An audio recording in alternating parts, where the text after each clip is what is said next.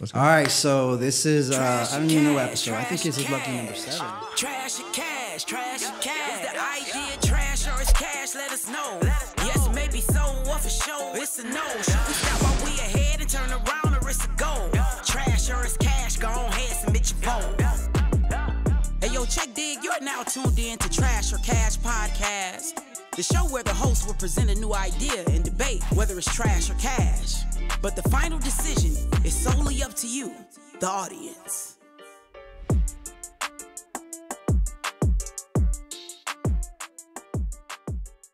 All right, so this is, I don't even know what episode. I think this is lucky number 7, right? So lucky number 7, so visionary Vega in the house. We're going to get this thing started. Guys, welcome to the Trash or Cash Podcast. It's a show for entrepreneurs, by entrepreneurs. And the idea is simple. A couple of guys like us or girls or everything in between. I mean, you know, I'm not going to start throwing pronouns out there, but some people get together that do some business and they pitch each other cool ideas and just to see what the other one thinks, see if they have the potential to become like a solid, a real business or not. You know, ideas are one thing though. Everybody, like they say opinions, everybody's got one, and the other thing too. Right. So, but the reality is quite another thing. You know, ideas without action are just nothing. They're vapor, right? So we're going to share our wild ideas with each other. We're going to, you know, talk it out a little bit, pitch each other basically, like, Shark Tank? Nah, something like that though. And then, you know, we're gonna talk if we have these paddles here. And if an idea is a good idea, they get the cash sign. And if it's a bad idea, they get the trash sign. And we have to explain why. It's just our point of view, and it's all friendly at the end. Nobody's getting revenge. Nobody's fighting in the street after this.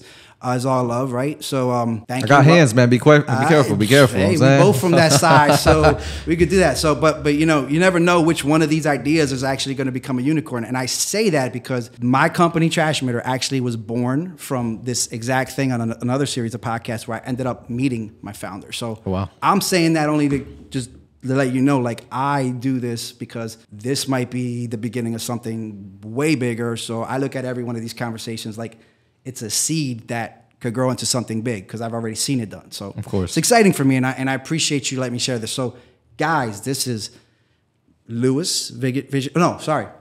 Jose, Visionary Vega.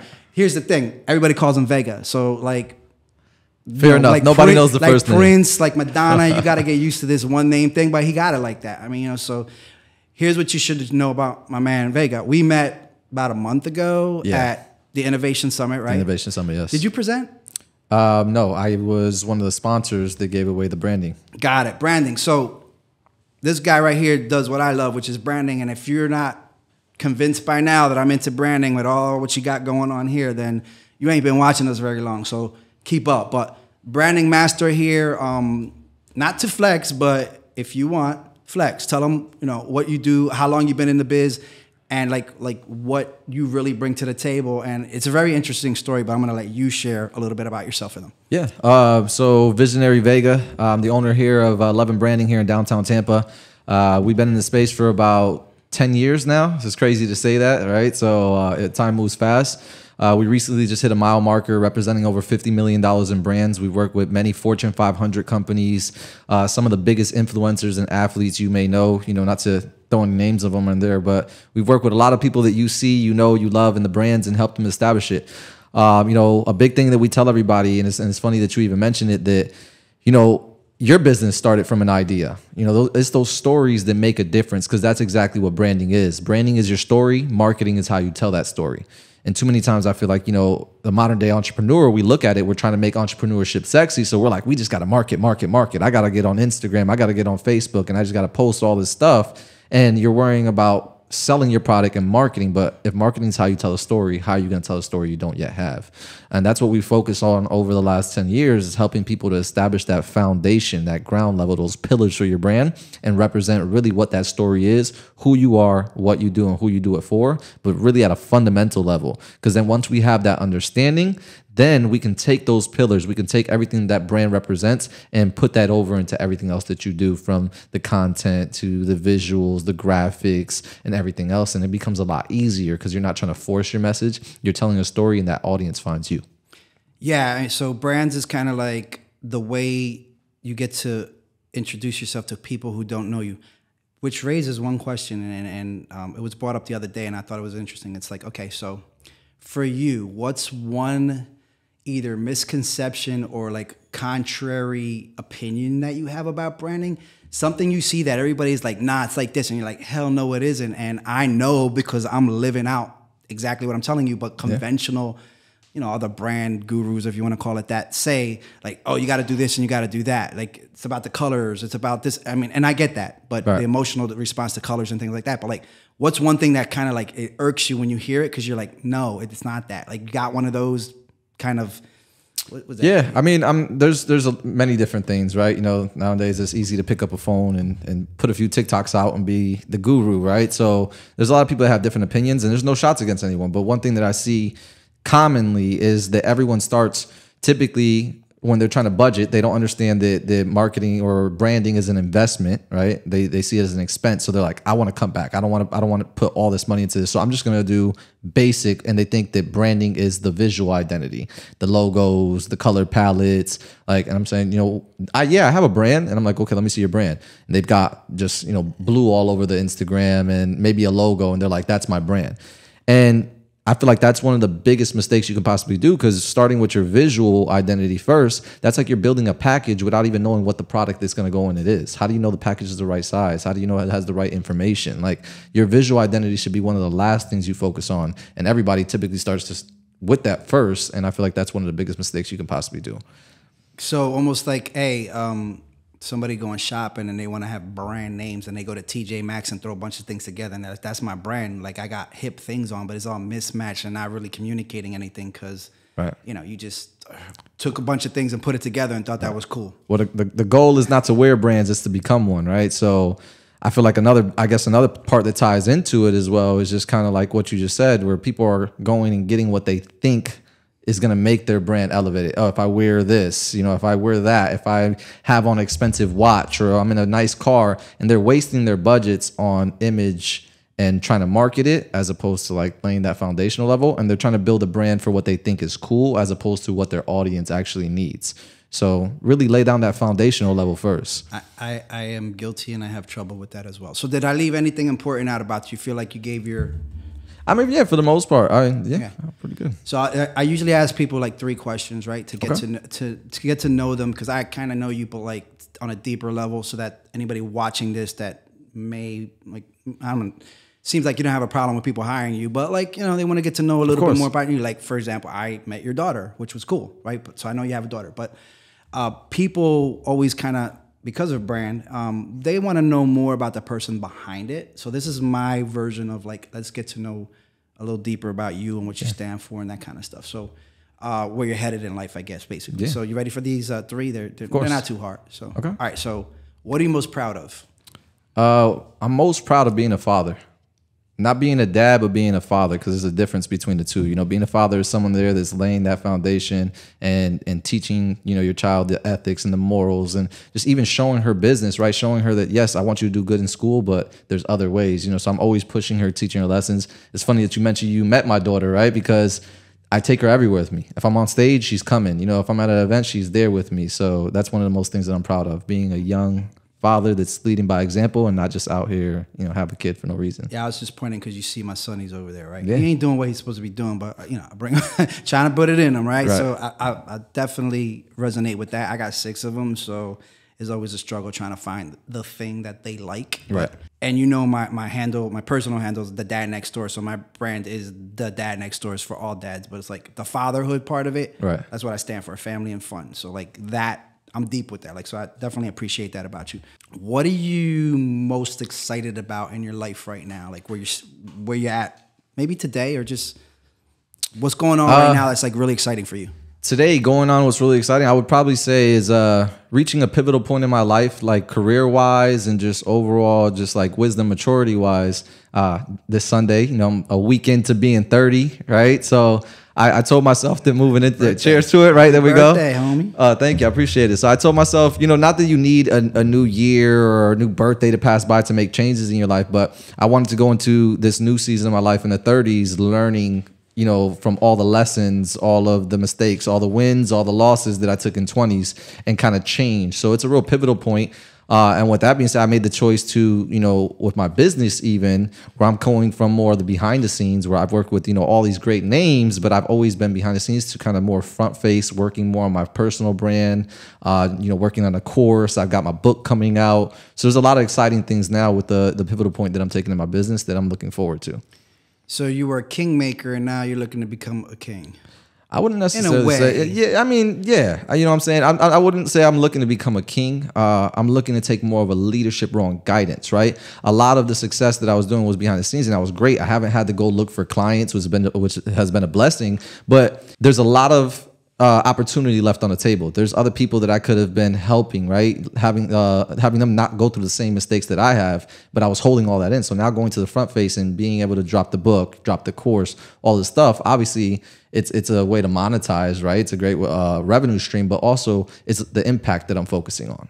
So that's why get you so you can have more impact in the way you like. And I get that, because similarly, I there's a reason why I do all this, and I have my North Star, my purpose, my calling, and then all of this leads to that. I just picked a really weird way to go about it, but I'm happy with it, because at the end of the day, you also got to be happy with what you put out. Of course. Make yourself happy first, I guess, and then everybody else, because at the end of the day, if you don't like yourself or what you're doing, you're not going to stick with that anyway. So like that should be your primary focus in this kind of stuff, I feel like. Sometimes you have to be selflessly selfish.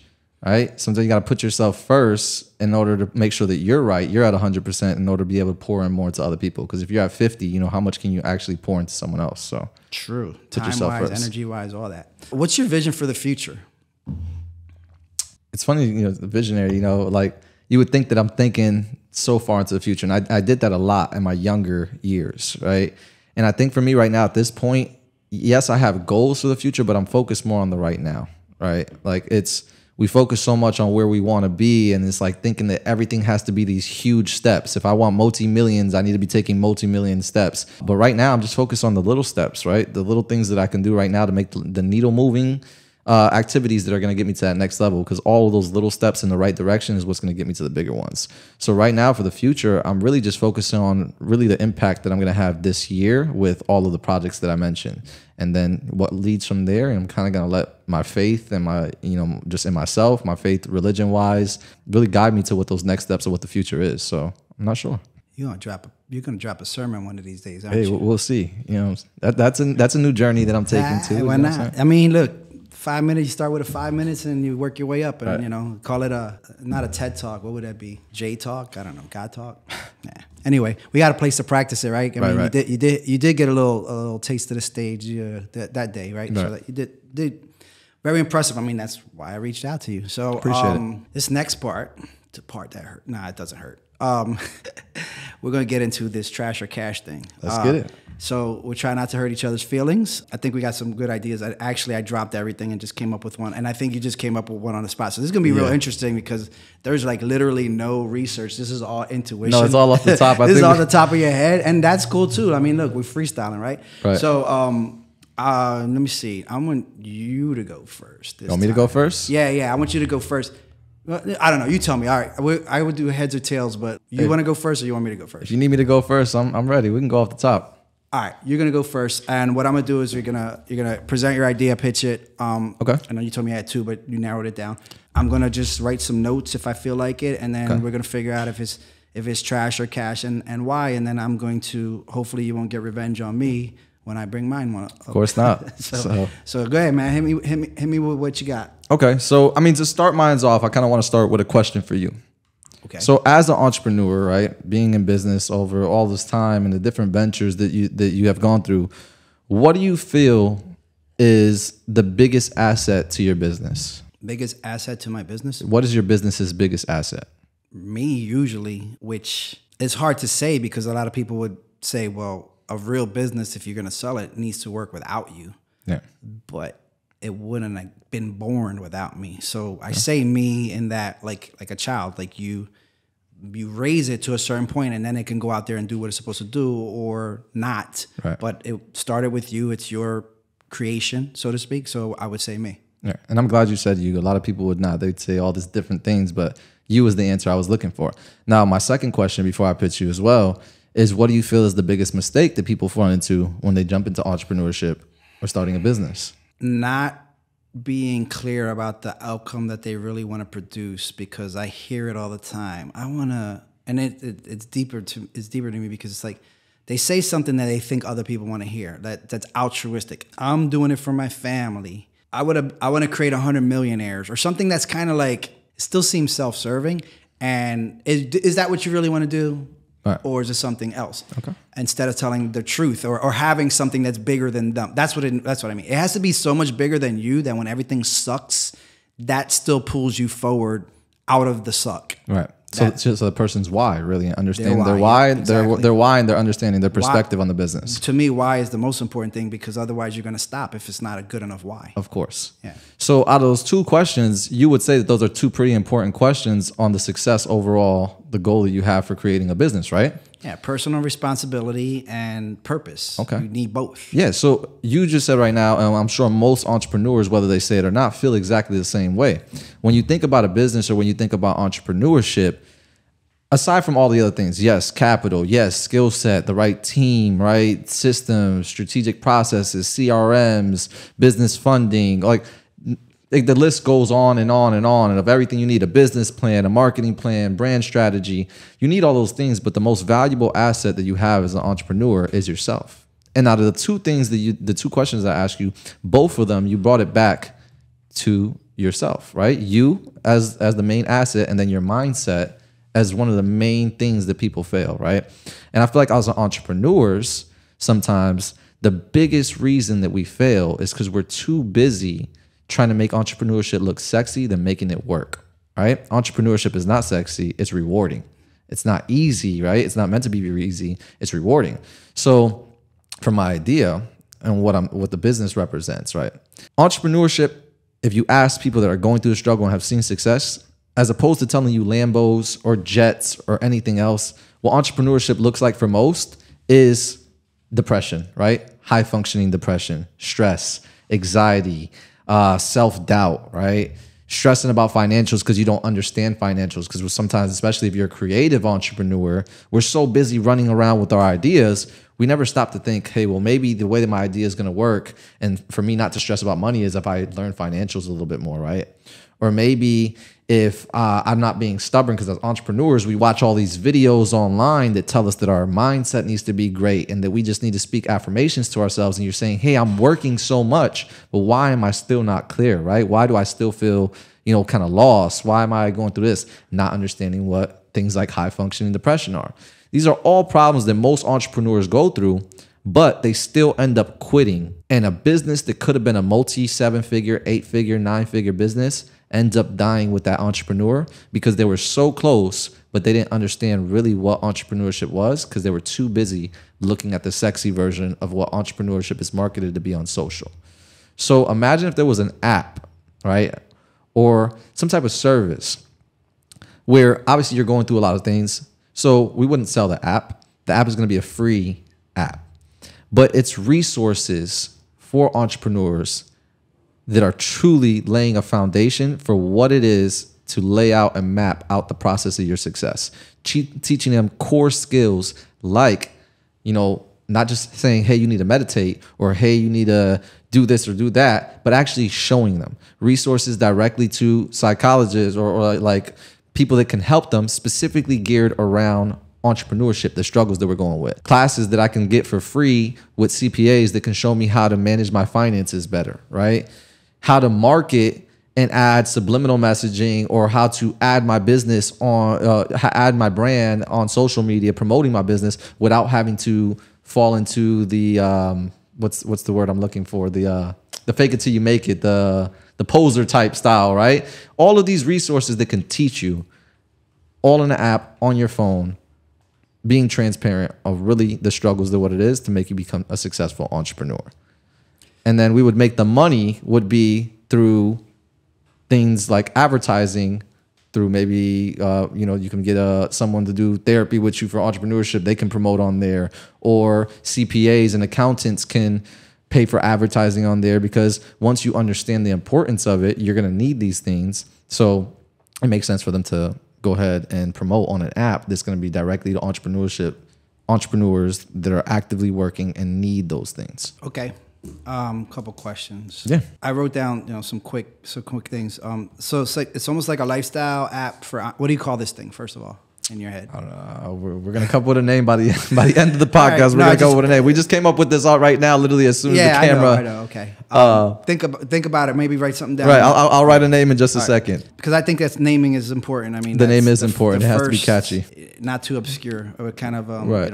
1 to 3. Well, 1 or 2 words, and that's it. How much of this is when you say you really brought up the high function and depression, right? And that's real. Yeah. There's a loneliness. There's it's really a psychological sort of app because, I mean, mindset being the biggest thing. Right. I'm surrounded by entrepreneurs, and I'm also, we all deal with we deal with high divorce rate, right? Like that right there is probably, if I were to like, all right, so I'm going to call this cash right now so I can explain why. If you double down on like relationship counseling there, because there's the 1 degree, like it's you, but then you're in if you drive in a vehicle, like your wife and your kids are in the car, so you're single-minded, but they're getting dragged along with the ride with you. Of course. And it's like, it's not even just you feeling lonely, it's then the responsibility to these people around you. Of course. How do you navigate that? And we're literally me and Alan were talking about that yesterday, like literally surrounded by people that are building, trying really hard, and they're losing the closest people to them while they're doing it, because this single-mindedness is also to other people selfishness. So like, how do you, if there's a way this thing can like go into that depression mode and then psychologically like evaluate, like, they have they have all these like different things that, IQ tests and I forget some of the names of the other tests, but like kind of embedded in there and saying, and then taking that and going like holistically saying, okay, here's what you're like. Maybe these colors are the things you gravitate towards because of, here's some suggestions, would actually help them craft a brand even because of their psychological profile and how they want to communicate, and keep asking and diving in every day. And then, part of it can be like building a blueprint and then matching you with people who did something like what you're doing and say, you should listen to this particular podcast. Like, it'd have to be an AI that would kind of congregate all this stuff and be like, this guy just talked about this podcast, exactly what you're going through. Go listen to this now for some help. This guy suggested this book, and it kind of will just guide you. And that's where the advertising comes in, because it's like, if you did that, if it pointed you in the right direction, of course, that person would receive a benefit, and maybe like, not unlike Google where you just pay for ads. It's like, no, you're getting ads to the real thing that you need, of course, yes. To the real thing. I think the psychological profile and like is really important to kind of build from that to really get if this person is built for this or not. And then the resources, obviously. But I'm just, I wonder if, because of psychological profiles, if that gets into HIPAA things and all that. But I feel like, I think it is needed. I think every entrepreneur feels lonely. They feel like they're fighting their own battle. I think that's why we network so much, because we want to be around people in the foxholes with us. Like, you can't respect people. Like, I mean, you can, Jeff Bezos and other people who have made it, but do you really get to hang with them, or do you want to even hang with them? Are they the type of person you want to be? I think a lot of times we look at people like we see this stuff, like not to fake it till you make it, but the presentation of what they want us to see. Of course. But then we get little glimpses, and it's like, I've been around that guy. He's like a drag, or he's too much, or like he's just like, I can't talk to the guy, right? Like, so there's a part of a person that is really driven and alpha that makes them not cool people to be around, right? So where do you fit in? Is it going to work for you? And then nudging you towards what's better for your personality, I think would be ideal, because we all have to pivot, and this could actually help you pivot a little bit better, because it's like, well, the company says we should do this, but I really feel we should go in this direction. It's like, well, that might make financial sense, but it also might kill you inside. So what do you do? And you get to choose, but like, so I see that's value, but like, it's like almost like not an armchair quarterback, armchair psychologist, but like somebody like co-pilot. It's like having a success mentor in your pocket, right? Someone that's going to be very transparent. 'Cause a lot of times we give that biggest advice. You watch all these YouTube videos, and they're like, Success leaves clues, right? Get a mentor, get a mentor. Well, not everybody has access to the network with the mentor that they need, right? Or not even just locally. They might not have the resources, or, you know, they're starting out. They don't know where to go. They don't know what events. So it's in the pocket, in the palm of your hand, straight out of your pocket. You have a mentor that's going to give you transparent guidance that you're not worried about, you know, because sometimes there is the sad truth that you might get a mentor that's doing the same opposite, or things that are going to give you those same, you know, feelings or the same results. Or maybe you have a mentors out there that are leading and they're selling their mentorship by selling too much of the lifestyle as opposed to the real things. You can pull out in the palm of your hand, somebody's going to be transparent and give you the resources that you need. And like you said, it appear networking, or it suggest things to you. Also, a portion of the app can even be where you set your goals, right? So you set realistic goals. And if you hit those goals, right, you're tracking it daily. So maybe there's a section on there to build community, where you're building community with other entrepreneurs like yourself. You set a goal, hey guys, by this day, I'm going to achieve this task. And now you're getting accountability with people that are like-minded, going through the same situation as you. And if you hit certain goals, like 100 days straight by, you know, achieving my task, then you get invited to exclusive like event. Like everyone at this event has been 100 days in of hitting their goals. And you kind of want to, it promotes more of like a healthy approach to entrepreneurship, where instead of stressing yourself out about hitting these big goals, now you're looking forward to it. Because I want to show up to the event where it's 1,000 days straight of me hitting my goals. Exclusive membership. I got the name if you like. Let's see if you like this. C, like the eyes, CEO. So it's 3 E's. CEO. But it's because you're a CEO, but it's also helping you see your way around things. That would be pretty dope. And I just also thought of C-3PO from Star Wars, and I was just like, oh, that could be like kind of the thing. Okay, all right, I have to sit on that one. We might be able I mean, to sit you know, it's easy to remember. It's easy to remember for sure. And then CEO. Yeah, it's just 3 E's, and I'm sure it's not taking. Hey, don't it take has that. to do with visionary. You know what I'm saying right here. So you better go get this domain like today. We're gonna lock it in. Don't worry about that. So all right, I'm gonna hit you with mine. All right, so this came up, and it's something I'm actively experimenting with now, and I had some stuff, but I'm gonna go with this because you're a branding guy, so I'm pretty sure you'll appreciate it more than anything. Okay. So long ago, and we discussed this on another episode. I think it was episode 1. I talked about this idea of party animal, and it was basically like call it the not your avatar, but your wingman. And it was just a puppet that you would take to bachelor parties, and like instead of you taking pictures and getting in trouble with the pictures you take, everything was party animal doing it. Throw it on him. All the proof was on him, so he took all the blame, right? Okay. Hey, big gay, I wasn't motorboating that chick. It was the party animal, right? Like, so it was funny, and it came from that. So Roscoe, he actually is the evolution, not the evolution, but I just think like that, right? So this guy right here. So my idea was I wanted a DJ that was part of my brand, but that had a life of his own, that could also collaborate with other brands. So kind of like, in my head, I was just like, DJ Khaled, Kid Capri, these kind of DJs where, they used to they had their own thing, but then they open for, Def Comedy Jam, or they open for this guy, and then they do collabos and stuff like that. So a puppet that, had his own life and had his own gigs and be out there in the world, where he gets lent out to, just say my friends or the people, the entrepreneurs I work with, and he's a vehicle for them to show their collaboration. So if for example, you tell me, hey, let me take Roscoe to this party in Miami. There's gonna be a bunch of people there. We'll just put him up and showcase him like he's actually DJing. Cool, here he is. Take him, like a library card almost. He goes, you shake shots with him, and next thing you know, like he's getting passed around between, influencers like, yo, Roscoe was here, Roscoe was there. So he takes on a life of his own. All of this, obviously, full disclosure, he's part of my brand, but I don't know that brands, maybe they do. I guess that's what a sponsorship is, lend themselves out that way, the figurehead of the brand. It's more like, you almost feel like, if you want to say 50 cents, like they put these people up there to sponsor things and put their name on it to sell product. But this is almost the reverse. He's there to showcase other talents and people in the network, other entrepreneurs, and he's like the entrepreneurs DJ. Maybe he even does mixtapes. I always thought it would be a good idea is like he does mixtapes, but like when you go to work out, instead of it being like, you're listening to 80s metal, you're listening to E.T., right? The hip hop preacher.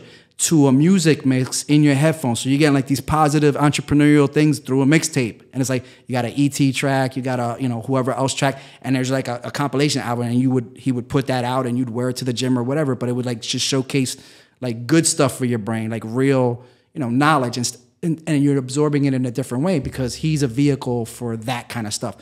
So it's a weird idea. I'm working on it, and I'm always looking for people to collaborate on it. But like overall, because you're a branding guy, like, do you think that has legs? And if it does, where could you see something like that going that maybe I can't see? Because right now I'm in it. I'm too close to it. Like, where could that go? I'm gonna go ahead and I'm gonna lead with the cash for you right now. Thank you, I'm gonna give you the cash. Sir. And it's because it's a theory. The proof of concept has already been proven, right? Especially right now. I think right now is the best time. Maybe if we were talking 3-4 years ago, it might have been a little early for it, right? Because brands weren't as open or receptive to receiving an idea of like, who's this character, a puppet? I'm not gonna have it. But you got social media comedians now that their pages are blowing up and they're just puppets, right? Another thing that we're transitioning into, and you kind of, last year was a big thing you heard about, this kind of died down a little bit, is like the Web3, right? Where everybody's like, well, the AI influencers, they got like a couple of them. This is where that's where I was leading into. So like with Web3 stuff coming out, there's a lot of AI influencers. I mean, you've got major record labels that have signed AI artists, right? You've got YouTubers that have millions of subscribers, and it's not a real person. It's augmented reality. And honestly, it gives you more leverage. It has more legs than what you think, because you being the face of a brand, right, a personal brand, it's always going to be limited, right? And so forth. But some people just don't like you. They don't like you personally. That's why. But it's diverse to have a puppet that doesn't really have its own. I mean, you are going to build a personality around its own opinions, but he can easily go with different demographics, right? He can easily go represent different products. Who doesn't want a DJ? That's it. Like, of course. Who says no? The DJ can't come into this place. And then entrepreneurship wise, right? He's not alive. At the end of the day, he's really not alive, right? So he's not going to get embarrassed. He's not out there. I mean, he's willing to take way more risk, and that's what entrepreneurship is, right? Taking risk to reap the reward. So you can take way more risk with the puppet. Even though, I mean, we've seen the AI get backlash as well, right? We got the AI artist that was signed to, I forget what record label. He ended up getting, they dropped him from the label like literally a few months later because of the backlash they got from it. But still, it's not damaging your personal brand. It's only going to add. It's another asset that you have. It's going to add to your personal brand because he's a cosign.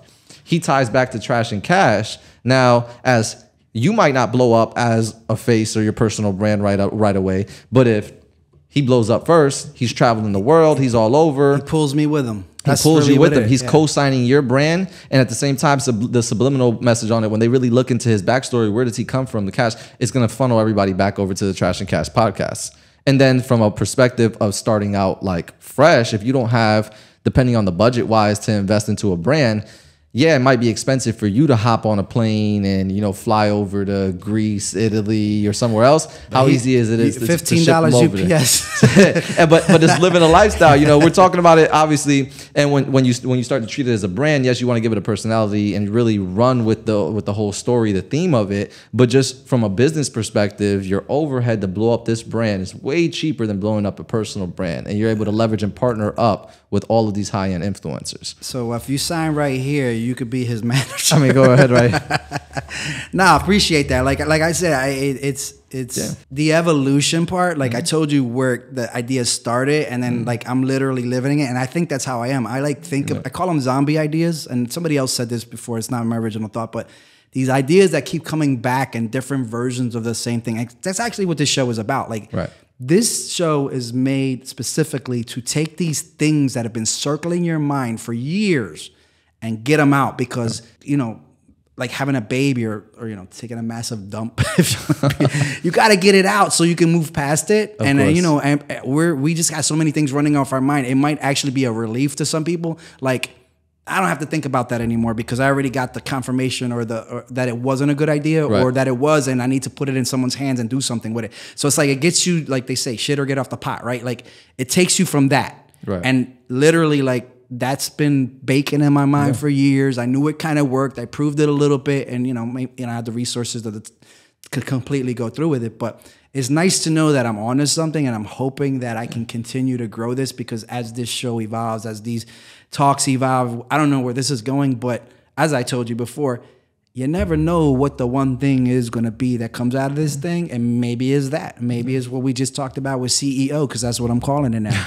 Right. All right, and I'm about to go get the domain. I definitely see traction on it for sure. I mean, and if there's anything, it's timing is always good, right? You know, a lot of ideas, they're $1 million, multi-billion dollar ideas, but the timing is never right for them. And I think right now in the space that we are, especially with the content creators and all this AI going on and everything, it's the perfect opportunity to test market with it, especially from something that's already been proven. Speaking of that, Spotify DJ, have you seen that yet? I have not, no. He's like, that is also confirming, because if you go on Spotify, there's a DJ, and he almost has kind of the voice that I wanted Roscoe to have. Okay.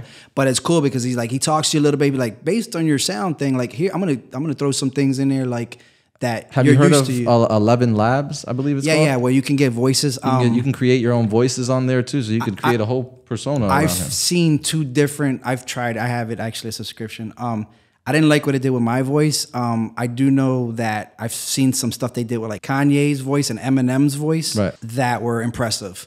But it's playing around with it a lot, and I'm the type of person, I'll go too deep down a rabbit hole and then get mad because I wasted 3 hours and nothing came out of it. So I would just need somebody to like do that. But yeah, like that is an option. Some other things too, but I could see we are at the right time for something like this. Augmented reality is huge, where you can. But we don't. That's the thing. I kind of went low tech in what I was thinking, because that AI is deceptively like the rapper who got canceled. Sometimes it's just not authentic enough. I mean, it's cute for a minute, but at the end of the day, it's like it has no soul.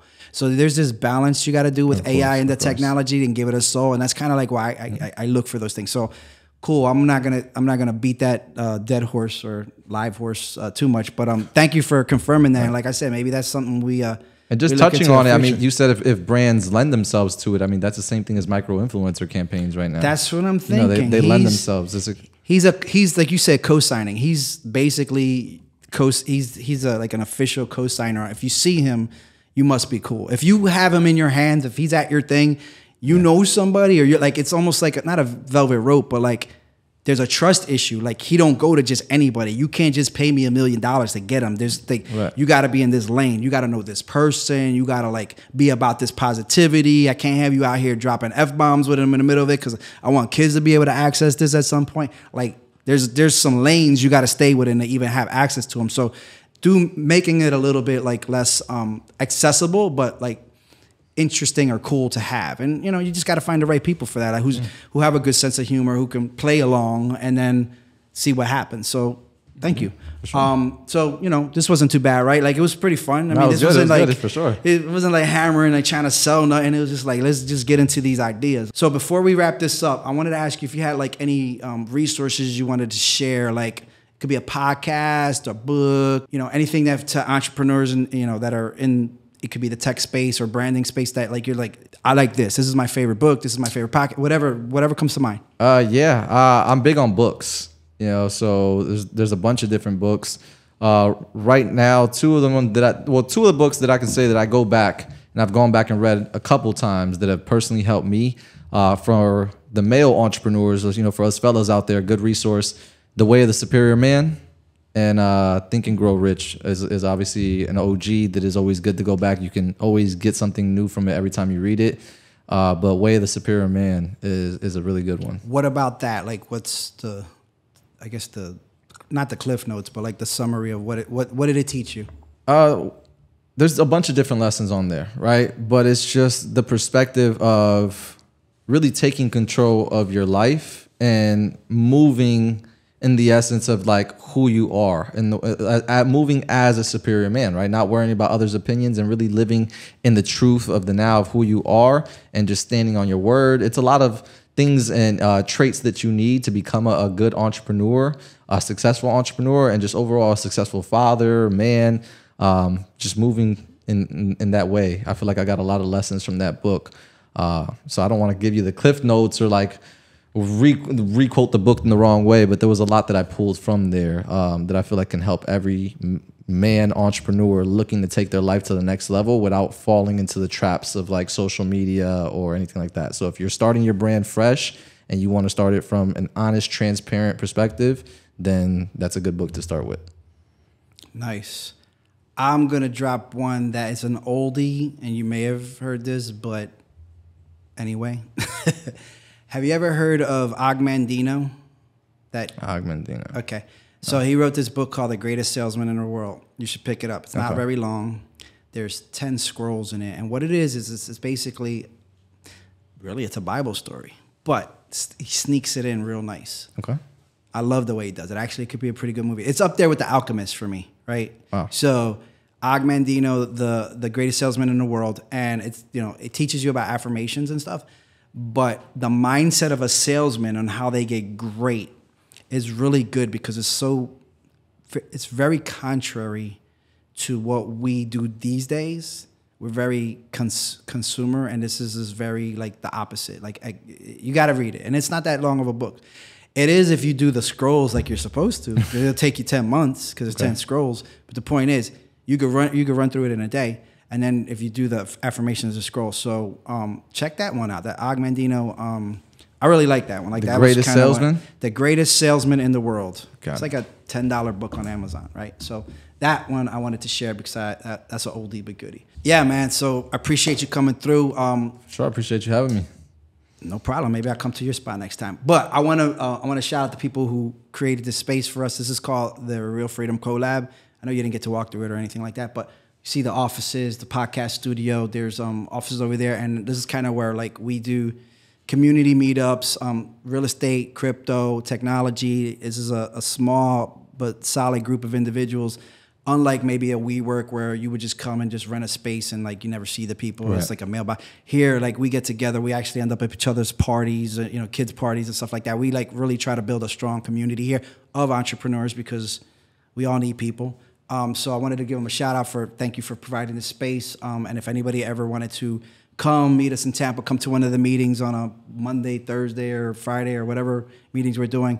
If you want to look up Real Freedom Club, you can look into that, or just show up one day, or reach out to me in the DMs, the Dad Next Door, or Trashmitter, but the Dad Next Door on all the socials, Jason Centeno, and it ain't all about me, so hit them with your socials, how they can get with you, like your branding and all that other good stuff. So you can find us most active on Instagram, Visionary Vega on Instagram. You can search us across all the platforms for our business, 11 Branding, 11branding.com. Or if you even want to just shoot us a text, you can send me a text at 727-810-5454. Again, 727-810-5454. But the best way to catch me is on that Instagram again. You off to anywhere interesting now? Yeah, we're actually getting ready to head out to Vegas. So. Nice. Well, cool. I ain't get my invite, but that's all right. I got to bring my guy. I need the DJ with me. Hey, you see what I'm saying? There's space in the luggage. I think we can make him up up there. We'll get him up there. Seriously, I'm going to lend you one day to see what you do with him. It's not that hard. We'll put him on the carry-on, and then we'll throw him up first class or something afterwards. He got to start hustling for some sponsorship money for this place. Got to pay for the people, right? So hey guys, thank you for tuning in. Thank you for joining in. And I know you're a busy dude, so I really appreciate this. If you like this show and you want to hear more about Trash or Cash talk, maybe even pitch your idea in the future. Maybe we're gonna start putting them in on the screen, and maybe 3 of us Shark Tank style. I don't know, but let's see where we go because this is always evolving. You can catch us on the trashercashpodcast.com. We stream out, we list every Tuesday, Trash Talk Tuesday, we call it. Also, we got a YouTube channel, which those are better because they can get to see us in real life, see these authentic Trash or Cash paddles, get a look at Roscoe, all the goodies. So yeah, catch us on YouTube. It's at Trashmitter, and we have a whole playlist there. You can kind of go back into episodes. And if you're ever in Tampa and you want to link up, we're easy to find. Like I said, socials Dad Next Door. And yeah, we'd love to have you. So that's a wrap. You got any do you got a catchphrase? What's the Vega sign off kind of deal? The Vega sign off. Like you got yes. Okay. Hey, listen, just go ahead, get started, move forward. If you've been thinking on a brand, you've been sitting on it, blind faith translates into reality. So if you blindly believe in what you have going and you just get started and really stay true to what that foundation, that story is, it's going to work. CEO. CEO. We got to make that real. All right, guys, that's a wrap. Peace, and may the cash be with you. Well, that concludes this episode of Trash or Cash. Make sure you follow on all socials at Trashmitter, That's TRASHMITTER. And keep up with all episodes at trashorcashpodcast.com.